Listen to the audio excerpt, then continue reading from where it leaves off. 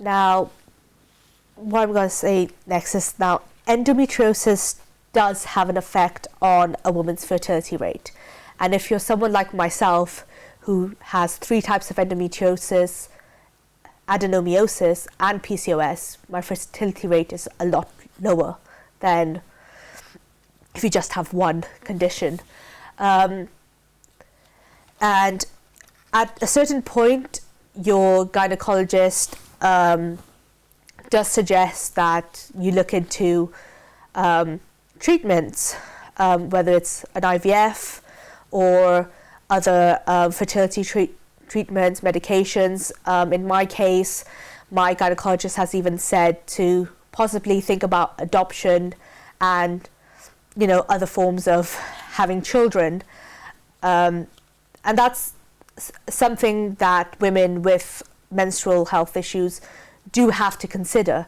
Now, taking that on, how, I know this is quite personal, but how did you feel when you were first told by a doctor that you're going to have difficulties having kids? I'm not going to go on to the point that you might never be able to have kids, but difficulties, because there's always a possibility with a miracle it might happen. But well, this particular question is very close to my heart, and as I say, it took my GP 13 years to even get me diagnosed, and that was just purely by accident. I was only sent to go and have a bowel scan because I was having blackouts from the bowel scan.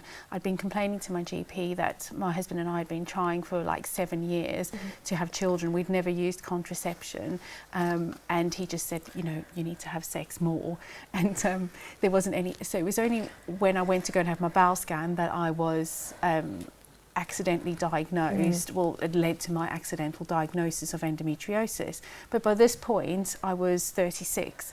So my gynecologist diagnosed me, and he said, after the laparoscopy that I'd had, he said, you've got stage 4 endometriosis with frozen pelvis, and which is when you've got adhesions, adenomyosis. So I had all of those things at once, and he said, it's going to be very unlikely that you're going to have children. He said, if you had have been diagnosed sooner at stage 1, 2 or 3 in my 20s or 30s when I'd been seeing my GP, he said you would have been more likely to conceive naturally.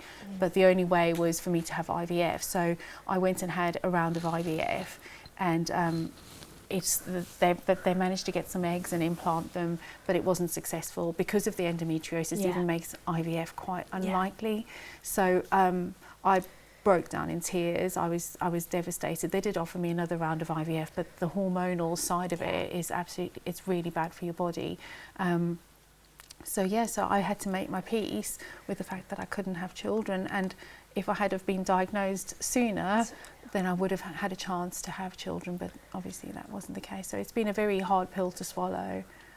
And I think for yourself, before I come into my answer, I think that's what makes you so passionate about the work that you're doing to reach, not raise awareness so much, but I think to reach women who are being diagnosed or suspected of having endometriosis, to get in there with them early.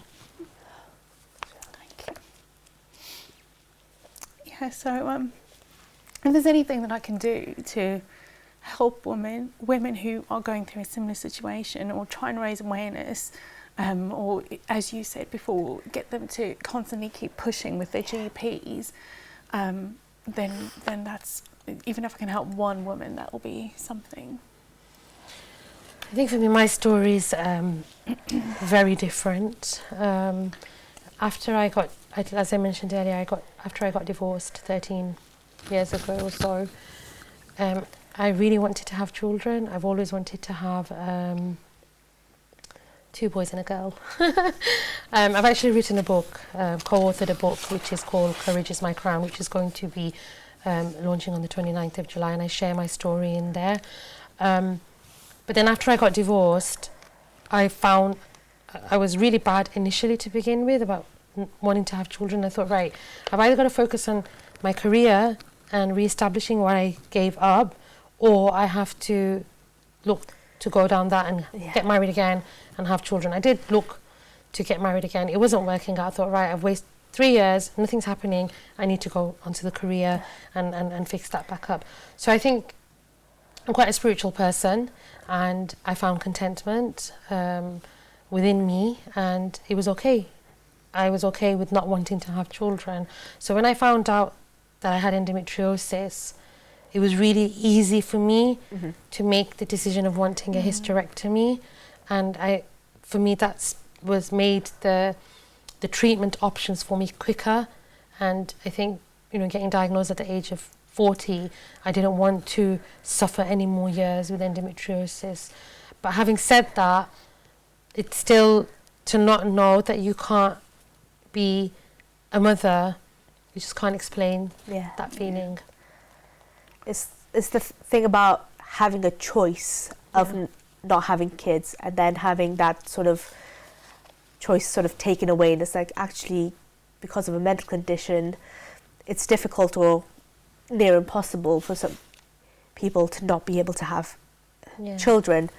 And I think a lot of people, women as well, that don't understand what's going, what that impact has, and especially with South Asian women, kids getting married and having kids is such a huge priority that we need to, come on, it's 2019 now, we need to change the way we think about how a woman should live their life. Yeah, and I think, come on, guys. like with me, with Heidi and myself, we're both quite spiritual, and you know, we believe that what is meant to be is what will be, and everything happens for a reason. For a reason,